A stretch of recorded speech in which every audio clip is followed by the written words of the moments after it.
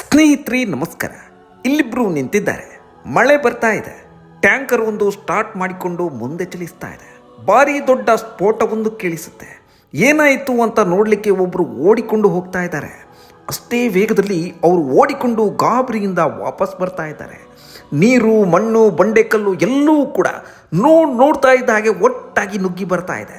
ನೀರಿನ ರಭಸಕ್ಕೆ ಟ್ಯಾಂಕರ್ ಒಂದು ಕೊಚ್ಚಿಕೊಂಡು ಬರ್ತಾ ಇದೆ. ಇದು ಯಾವುದೋ ಹಾಲಿವುಡ್ ಸಿನಿಮಾದ ದೃಶ್ಯ ಅಲ್ಲ. ಇದು ಕೇರಳದ ವಯನಾಡಿನಲ್ಲಿ ಸಂಭವಿಸಿದ ರಣಭೀಕರ ಭೂಕುಸಿತದ ದೃಶ್ಯ. ವಯನಾಡಿನ ಮೆಪ್ಪಾಡಿ ಕಲ್ಲಾಡಿಯ ಈ ದೃಶ್ಯ ಒಂದು ಕ್ಷಣ ಎಂಥವರ ಹೃದಯವನ್ನು ಕೂಡ ನಡುಗಿಸಬಲ್ಲದು. ಈ ಅವಘಡದಲ್ಲಿ 3 ಮಂದಿ ತಮ್ಮ ಜೀವವನ್ನು ಕಳೆದುಕೊಂಡಿದ್ದಾರೆ. ಸುಮಾರು 7 ಮಂದಿ ಮಣ್ಣಿನಡಿ ಸಿಲುಕಿರುವಂತಹ ಆತಂಕ ವ್ಯಕ್ತ ಆಗಿದೆ. 6 ಮಂದಿ ಆಸ್ಪತ್ರೆಯಲ್ಲಿ ಚಿಕಿತ್ಸೆ ಪಡಿತಾ ಇದ್ದಾರೆ. ಹಲವಾರು ಮಂದಿ ನಾಪತ್ತೆಯಾಗಿದ್ದಾರೆ ಅಂತ ಕಾರಣಕ್ಕೆ ಹುಡುಕಾಟ ಕೂಡ ನಡೀತಾ ಇದೆ. ಅಂದಹಾಗೆ ಈ ಘಟನೆ ನಡೆದದ್ದು ವಯನಾಡಿನ ಮೀನಾಕ್ಷಿ ಸೇತುವೆಯ ಸಮೀಪ ಆನಕ್ಕಂಪೊಯಿಲ್ ಕಲ್ಲಾಡಿ ಮೆಪ್ಪಾಡಿ ಅವಳಿ ಸುರಂಗ ಮಾರ್ಗದ ನಿರ್ಮಾಣ ಕಾಮಗಾರಿ ನಡೆಯುತ್ತಿದ್ದಂಥ ಸ್ಥಳದಲ್ಲಿ ವಯನಾಡಿನಲ್ಲಿ ನಡೆದಂತಹ ಘೋರ ದುರಂತಕ್ಕಿಂತಲೂ ಬೆಚ್ಚಿ ಬೀಳಿಸಿದಂಥ ಭೂಕುಸಿತ 2024 ಜುಲೈನಲ್ಲಿ ನಡೆದಿತ್ತು. ಆ ದುರಂತದಲ್ಲಿ ಸುಮಾರು 298 ಮಂದಿ ತಮ್ಮ ಪ್ರಾಣವನ್ನು ಕಳೆದುಕೊಂಡಿದ್ದರು. ಅನೇಕ ಮಂದಿ ಗಾಯಗೊಂಡಿದ್ದರು. ಇದೀಗ ಮತ್ತೆ ಅದೇ ರೀತಿಯ ಅವಘಡ ಸಂಭವಿಸಿದೆ. ಆ ಭಾಗದ ಜನರ ಆತಂಕವನ್ನು, ದುಗುಡವನ್ನು ಹೆಚ್ಚಿಸಿದೆ. ಪಶ್ಚಿಮ ಘಟ್ಟಗಳ ಸಾಲಿನಲ್ಲಿರುವಂತಹ ವಯನಾಡ್ ಜಿಲ್ಲೆಯು ಭೌಗೋಳಿಕವಾಗಿ ಅತ್ಯಂತ ಸೂಕ್ಷ್ಮವಾದಂತಹ ಪ್ರದೇಶ ಆಗಿದೆ. ಈ ಭಾಗದಲ್ಲಿ ನಡೆಯುತ್ತಿರುವಂತಹ ಅಭಿವೃದ್ಧಿ ಕಾಮಗಾರಿಗಳ ಸುರಕ್ಷತೆಯ ಬಗ್ಗೆ ತೀವ್ರ ಚರ್ಚೆಗಳು ಕೂಡ ಆರಂಭ ಆಗಿದೆ. ಈ ಘಟನೆಯನ್ನ ಬಡವನಿಗೆ ಹೊತ್ತಿನ ಹೊಟ್ಟೆ ತುಂಬಲು ದುಡಿಮೆಯಾದರೆ ಆಳುವವರಿಗೆ ಇನ್ನೊಬ್ಬರ ಜೀವದ ಜೊತೆ ಆಟ ಅನ್ನಬೇಕಾ ಅನ್ನೋದು ಗೊತ್ತಾಗ್ತಾ ಇಲ್ಲ.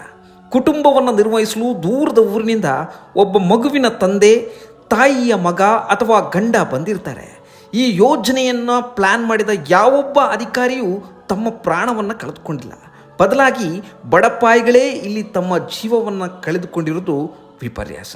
ಒಂದು ಯೋಜನೆಯನ್ನು ಸಮರ್ಪಕವಾಗಿ ಮಾಡದಿದ್ದರೆ, ಅಸಡ್ಡೆಯಿಂದ ಅಥವಾ ಭ್ರಷ್ಟಾಚಾರದಿಂದ ಕೆಲಸ ಮಾಡಿದರೆ ಏನೆಲ್ಲ ಆಗಬಹುದು ಅನ್ನೋದಕ್ಕೆ ಈ ಘಟನೆಗಿಂತ ಮತ್ತೊಂದು ದೊಡ್ಡ ಘಟನೆಯ ಸಾಕ್ಷಿ ಬೇಕಿಲ್ಲ.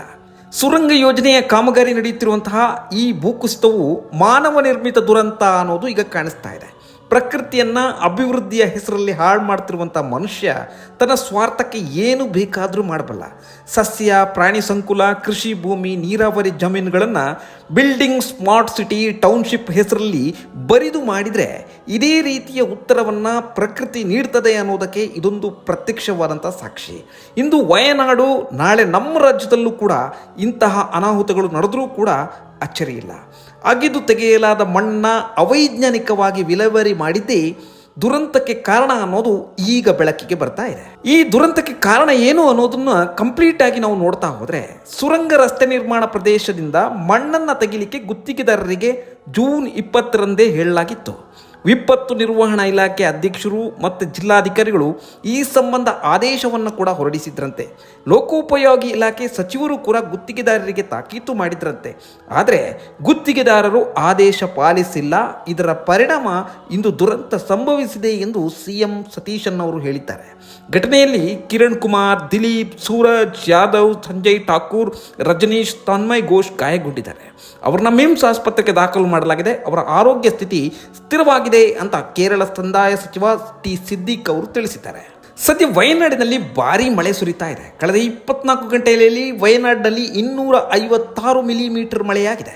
ಭೌಗೋಳಿಕವಾಗಿ ಸೂಕ್ಷ್ಮ ವಲಯವಾಗಿರುವಂತಹ ವಯನಾಡಿನಲ್ಲಿ ಪರಿಸರದ ವಿರೋಧಿ ಚಟುವಟಿಕೆಗಳು ನಡೆಯಬಾರದು. ಹೀಗಿದ್ರೂ ಕೂಡ ಇಂತಹ ಯೋಜನೆಗೆ ಮುಂದಾಗಿದ್ದು ಇಂದು ದೊಡ್ಡ ದುರಂತಕ್ಕೆ ಕಾರಣ ಆಗಿದೆ. ಕೆಲವರ ನಿರ್ಲಕ್ಷ್ಯದಿಂದ ಮತ್ತೊಬ್ಬರ ಜೀವ ಹಾನಿಯಾಗಿರುವ ಘಟನೆಗಳು ಪದೇ ಪದೇ ನಡೀತಾ ಇರುವಂಥದ್ದು ವಿಪರ್ಯಾಸವೇ ಸರಿ. ಈ ಬಗ್ಗೆ ನಿಮ್ಮ ಅಭಿಪ್ರಾಯಗಳೇನು ಅನ್ನೋದನ್ನು ಕಮೆಂಟ್ ಬಾಕ್ಸ್ನಲ್ಲಿ ತಿಳಿಸಿ. ಧನ್ಯವಾದಗಳು. ನಮಸ್ಕಾರ.